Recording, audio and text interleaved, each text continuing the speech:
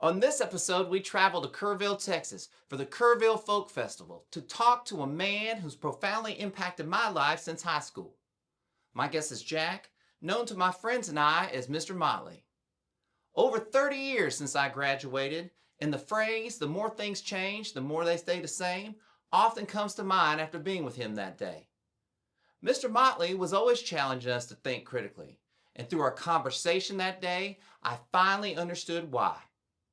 A desire for perfection, coupled with a significant loss he experienced at 18, led him to question everything: God, the plan, and his purpose.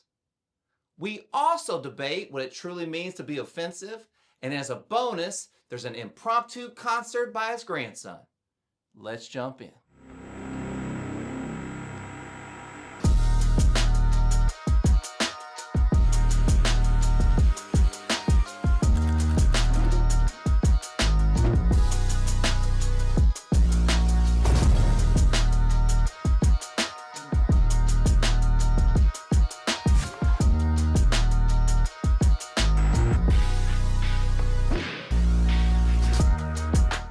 Okay, so the first question I have for you is, am I allowed to ask you anything? Yeah, you can ask me anything you want to. I might not answer it, but you can ask.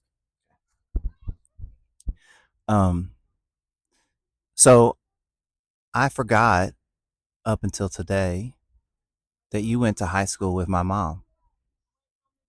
I forgot about that, but but then I remembered, and so I called my mom and talked to her for about like 15 minutes on the way up here.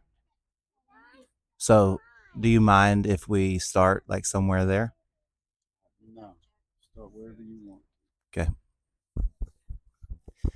Tell me tell me about yourself and who you were in high school.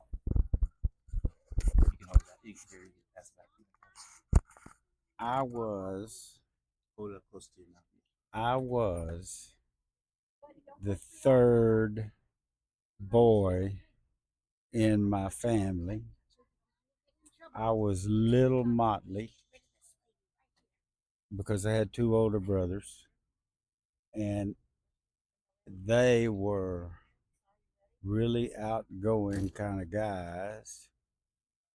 So I was very competitive for attention with those guys, and yeah, that's who I was back in those days. I was little Motley, and I was trying to be not in the background. So, would you so annoying. Would you say that you were popular in high school? Hell yeah. That was the consensus of my mother as well. And so There were some people that just downright didn't like me, but that was always the case. what do you mean? Well, for some reason, if if I went to a dance hall where there was going to be beer and drinking and stuff like that going on, this must be right after high school. Somebody always wanted to whip my butt. And in high school, there most people liked me a lot, but there were some people who just didn't. I don't know what that was all about, but, you know. Well, sitting where sitting where you are now, though, why do you think those people didn't like you? Why do you think that trouble found you? Because I was so busy trying to not be in the background that I was making damn sure that everybody knew I was there and I wasn't paying any attention to who else was there. That's why some people didn't. Some people got a big kick out of it, laughed, and had a good time. But I probably was pretty callous in my disregard of some people.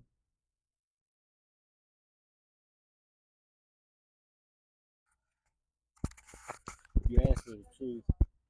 Hey, that's all I want. So I'm probably gonna mess this up. So I'm gonna get you to confirm it. Maybe high school, shortly after high school, you're gonna get married, correct? Or you get married? I was engaged to be married to my high school sweetheart. She was 20 years old, and she had a stroke and died. Just boom, just like that. How how did that change you in that moment? Well, in that moment,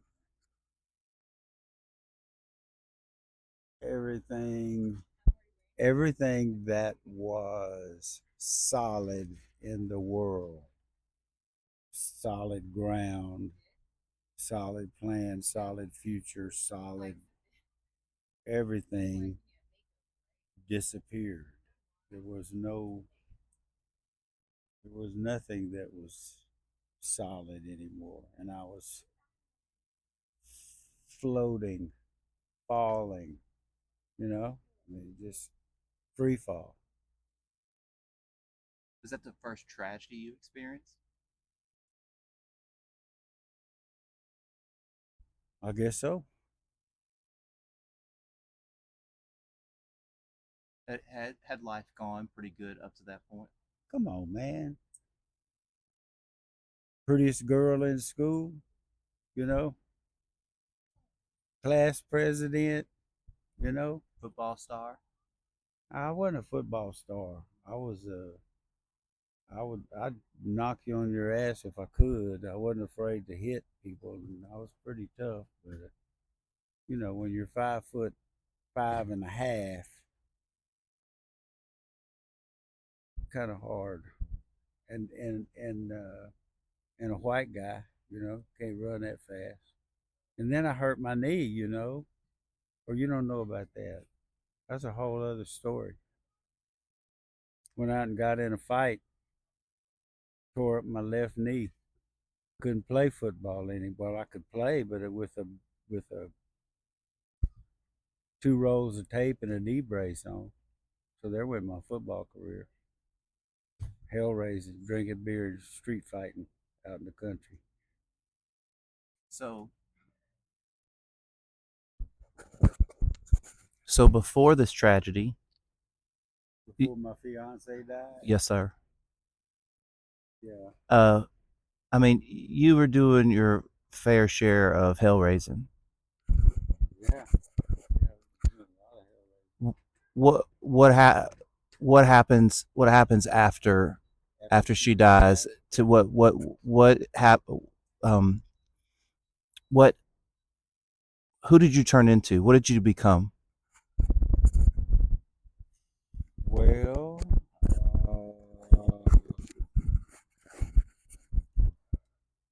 I was mad at God, and I was mad at the world, and I was mad at all the hypocrisy. I was just mad,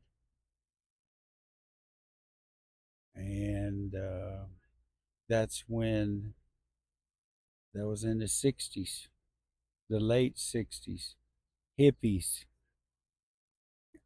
and I believed in the the ideals of the hippies: peace, love, happiness, Was kindness. that always true though? Even through high school, or was this a change I after? wanted to be a priest when I was little. I wanted to be a priest, or I wanted to go off in the woods and be a monk and just isolate and meditate. Do you know why? No, I just had my head in the clouds, and I guess I don't know. 'Cause- No, I don't know why. Well, yeah, because mother was a Catholic, and I don't know why I wanted to be. I don't know why I wanted to be. I guess I wanted to be devoted to God, was the God, whatever that God was they were teaching me about when I was little, you know. I want to go serve that God. And but then my daddy told me the parable of the talents. You know what I'm talking about? You know, are you aware of that? Where the rich guy gave his servants some money. Each had 3 servants and gave them some money. And years later, he called them back and he said, "Hey, what'd y'all do with that money?" And one of them said, "Man, I had myself a party. It was good. I had a good time. Thanks a lot. Where's the money?" "No, I spent it, man. I had a good time." And the other one said, "Hey, I put mine in a box and I buried it under the ground, and I still have exactly what you gave me. Here it is, right here." And the other one, the last one, said, "Hey, man, I bought myself a wagon hauling company, and then I had to buy some more wagons, and now I got like 30 guys working for me, and I got a whole bunch of money now. And thanks a lot for getting me started." You know. So anyway, that was the parable of the talents. Which one did the guy like the best? The one that invested his money, right? So Daddy reminded me of that and said, if you go be a priest or a monastery, you're burying your talents. That's not what you're here for. So I decided to stick around and get married, have a family, and love people, and have them love me. Oh,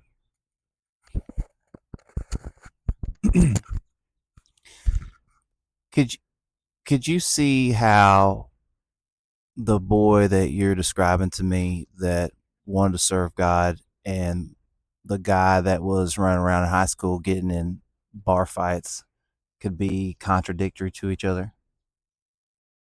Or is there some a connection that I'm missing? I never thought about that. I really never thought about the contradiction there. Well, it's not there a contradiction. It's that you can be both, unfortunately, because everyone's fallible and everyone has faults and mistakes. No, No, I used to dream of being perfect. because of your brothers. No, no, that was a whole different deal. My brothers, I just wanted the attention that they were getting, and I wanted their respect. I didn't want to be treated like little brother, you know. So I was pissed off about that. But I can remember, and must have been had to do with Catholicism and being raised in the church. I can remember wanting to be pure, you know, absolutely pure. But I guess I gave up on that a long time ago. Or you realized it's not Yeah, true. maybe it's just not possible. There's nothing you can do. Well, You can't ever achieve that. your pureness is achieved through your authenticity. Yeah, well, you can be purely who you are, but I'm talking about being pure in terms of not being offensive in any way. Would you would you agree that no matter how hard you try not to offend someone, you're always going to offend someone? Well, that seems to be the case, but I don't know about always. I don't, not in every case. All right, so let's go. So your fiance dies and shit gets real rough. Would that be a fair statement? Yes. And is it also a fair statement to say that you got incarcerated? Oh, yeah. I'm not supposed to admit to it. What does that mean? Well, I have been given a pardon, and the governor of the state has certified that I am of good character, right? But I think that, that I'm not supposed to admit to ever having been to the Who Scout. I'm supposed to say, and if they say, well, what happened? Here's been here, there, and yonder. I'm supposed to say, it's been expunged. So the whole record of what you're talking about now has been expunged. So, so what I really want to know is did you view that as a second chance? And B, did you feel a great responsibility to do great things with that second chance?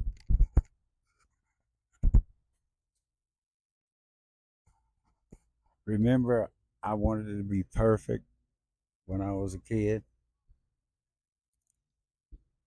So yeah, I, I wanted to somehow make the world a better place from my having been in it. Okay, you know, and You felt like however, you weren't accomplishing it at that point, I'm assuming, right? no, I was young. I can remember asking one of my professors in college, "Hey, how do you change the world?"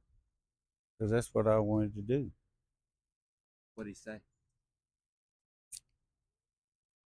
Damn if I know what he said. I can't remember what he said. He must not have had the right answer.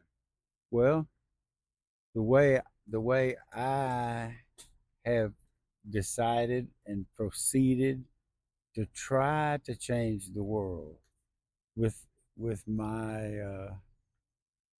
with, I don't live up to my expectations or You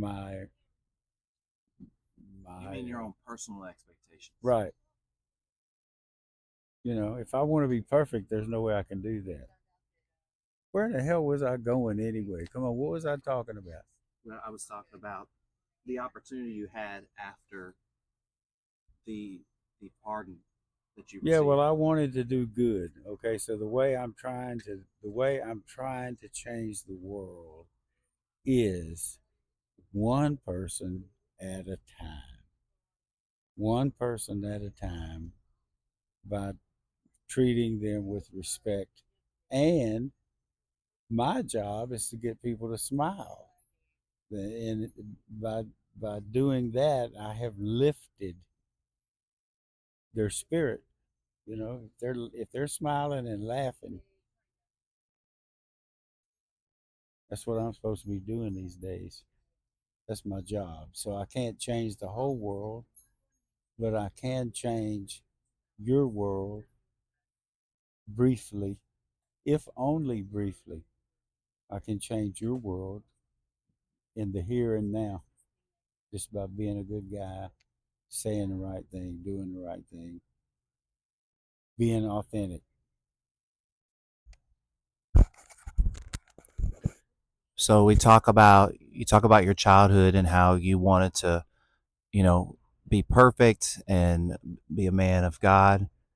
And I I want to ask you, do you think I think you might have accomplished that. I think you might have come full circle around to what you were trying to do. But if that is true, my question is, why do you think you had to go such a long way around to get there? Why did you think you had to have all those events? Maybe I'm not that smart. I mean, how else are you going to explain it? Would you say that you have great awareness of yourself? I would say that that I was I hate to say victim,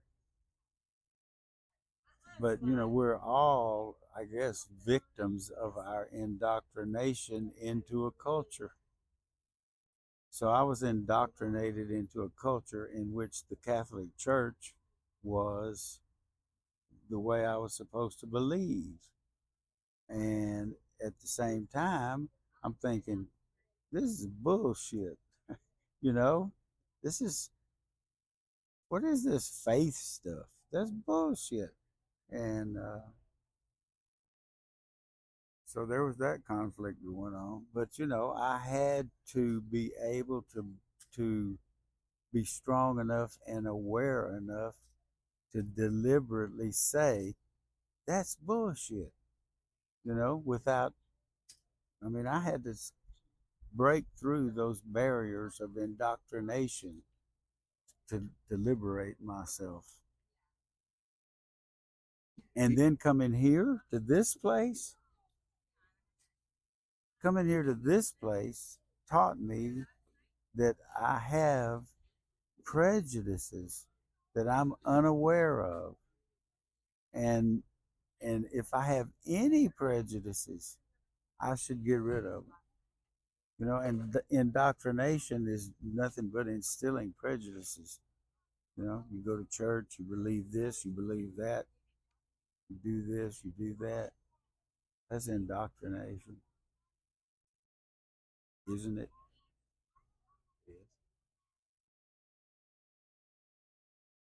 Am I ranting?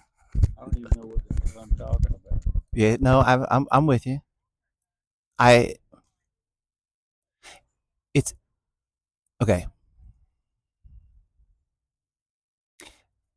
On some level, do you think you've experienced enough life that you know how to treat people and talk to people and try to be this best human can be to have a vibration out of helping the person in front of you? Yes.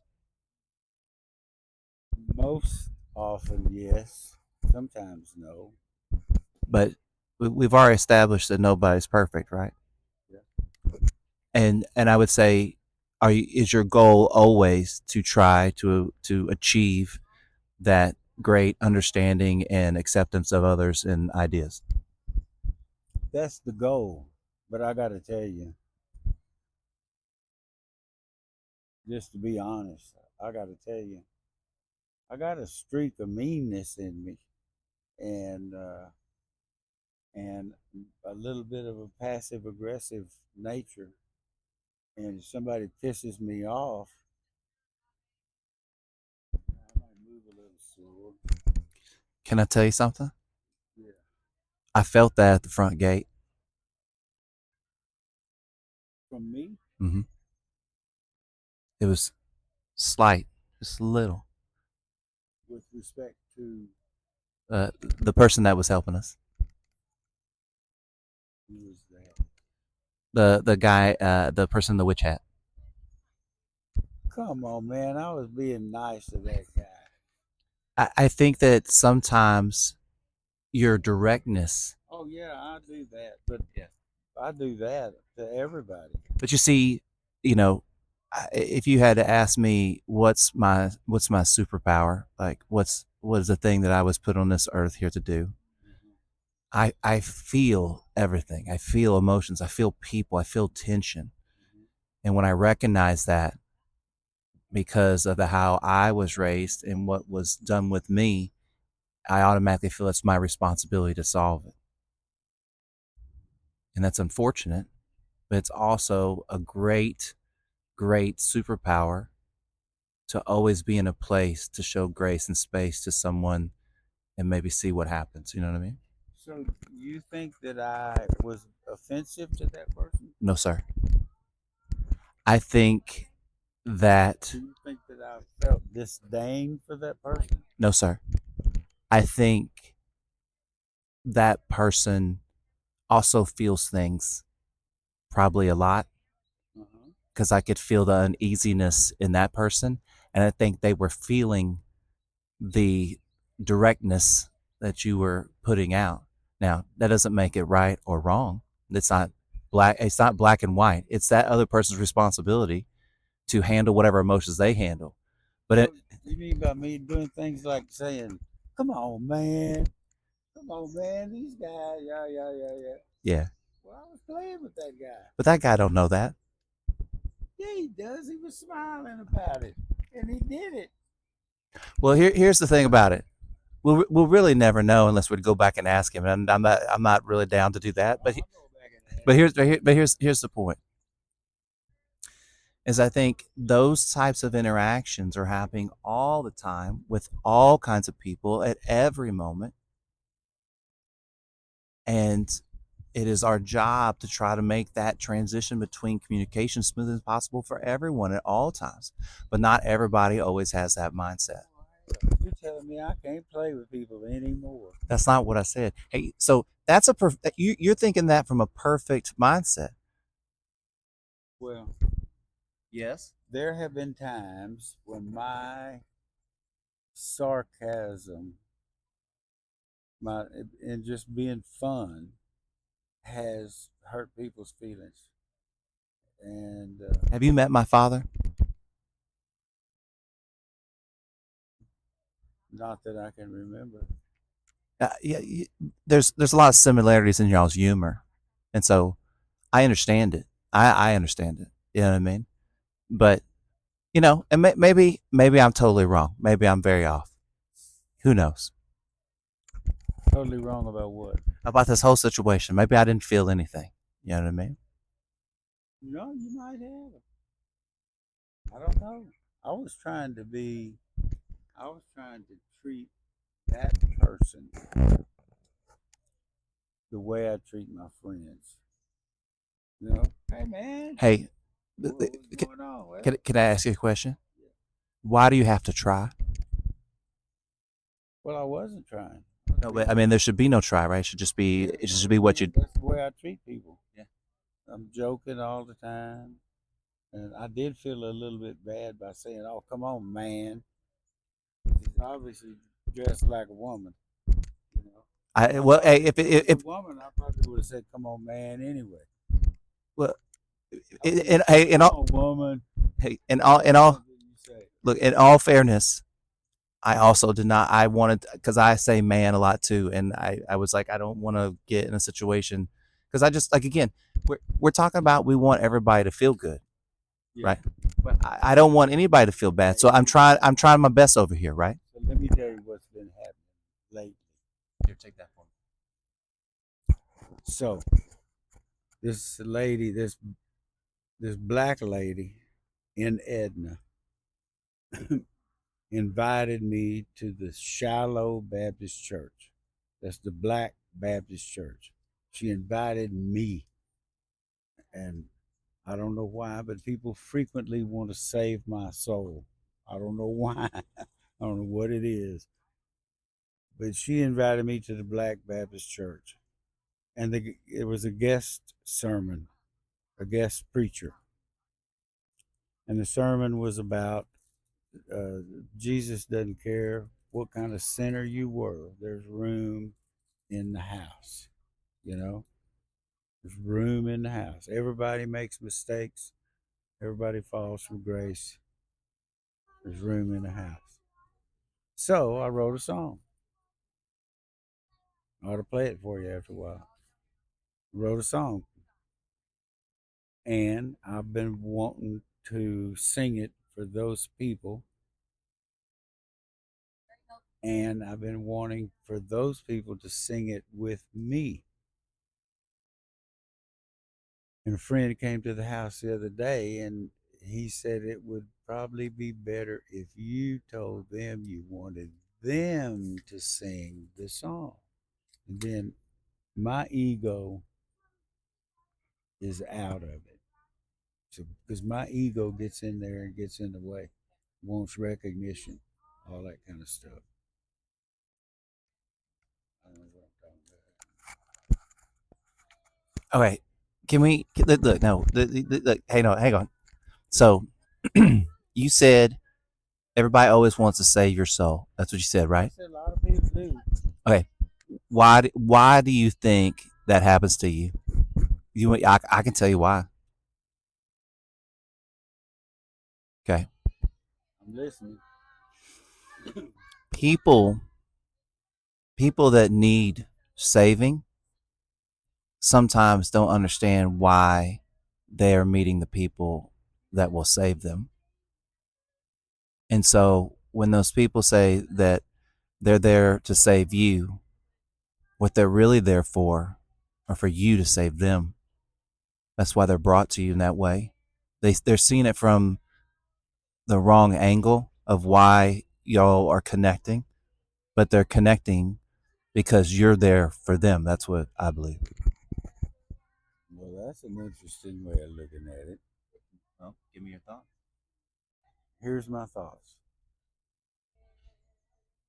The only people who have ever told me that I'm going to hell are Christians. Okay. And the only people who ever try to save my soul are Christians.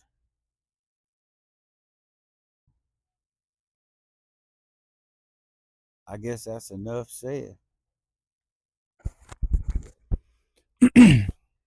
Maybe those people. Bum bum bum. Hey, you want to? Do you know that song? You want to sing it? Come on. Sing it loud. The camera's right here. So you maybe stand right over here. Okay. I got you. Sorry. Here's your microphone, sir. All right. You just go whenever you're ready. We're just gonna sit back. Hands touching hands, reaching out, touching me, touching you. There you go. Sweet Caroline, bum bum bum. Time's never so good. You're so good. Good. I have been. Bum bum. And then that's Fantastic. Yeah, that's what I'm talking. I'm good. I remember where we were. Maybe these Christians are looking for what you found. That's why they keep coming to you. Hey, I don't know. I'm not trying to talk anybody out of what they believe in. And, I think Jesus was a great guy. I think Buddha was a great guy. I think Muhammad's probably a great guy. I just don't do dogma, you know. The greatest gift we have as human beings is our intellect and our ability to figure things out. So we don't need to abdicate our intellect to faith. You're waiting for more. Can we agree that there's something bigger than us? Look around. Yes, sir. I knew that wasn't a hard sell. So whatever that is the same thing that everyone speaks of, whether they believe or they don't. So let me. So when I was a young man, and I was after my fiance died, and I'm trying to figure out what the hell is life all about. What is God? How can there be a God? What is? And I'm thinking in my own mind, what if I'm God and I'm making you guys up? And y'all are only there because I want you to be there. That seems like a reasonable possibility, doesn't it? I could be creating this world myself. So then I realized I suffer,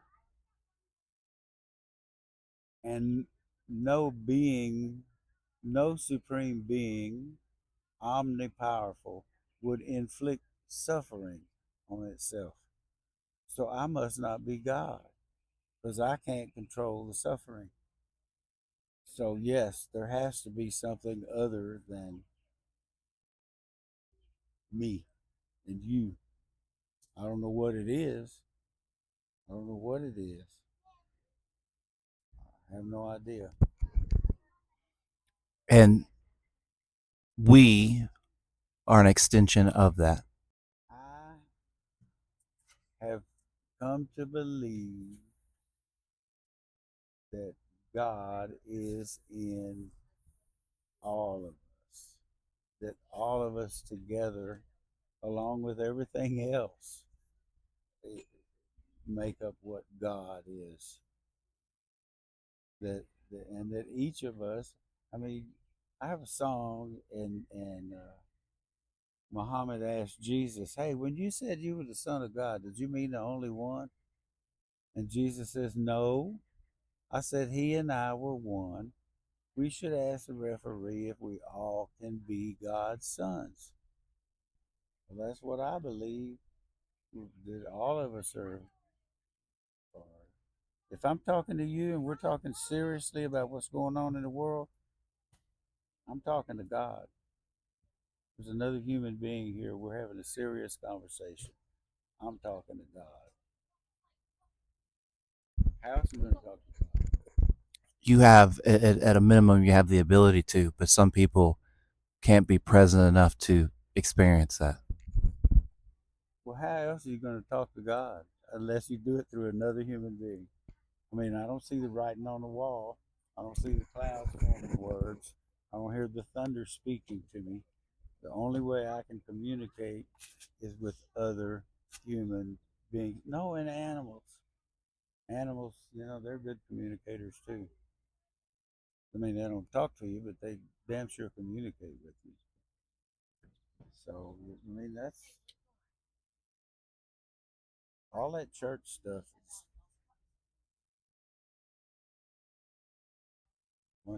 bunch of baloney. Well, unfortunately, some of us, in order to live life, need instruction booklets, and some of us do not. And that's unfortunate, because you know, at a minimum, the word is written by man, so it's fallible. Right. So And there's nothing wrong with, you know, it's all trying to do good. It's only when it gets to the part where it says you got to believe that it bothers me, you know. I mean, yeah, okay, be nice to each other. Practice the Ten Commandments. Do good. Do all the stuff that the Bible says do. But to hell with that part about if you don't believe this, you don't make it to this reward that's supposed to come at the end, and heaven. well, if you don't believe in it, you don't have any interest in going anyway.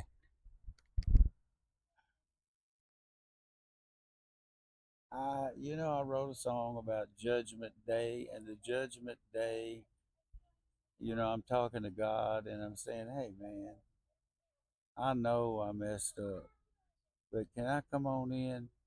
And God says, "Well, I know you messed up too, but I gave you credit for all the good things you did, and I gave 1,000,000 to one. So come on in." So that's my God. That's the kind of God I want to believe in, is one that forgives you for every damn thing. Just come on in. Maybe we'll try again. Maybe we'll do reincarnation.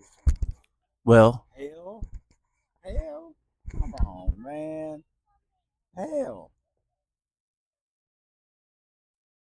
What kind of God is going to send you to hell?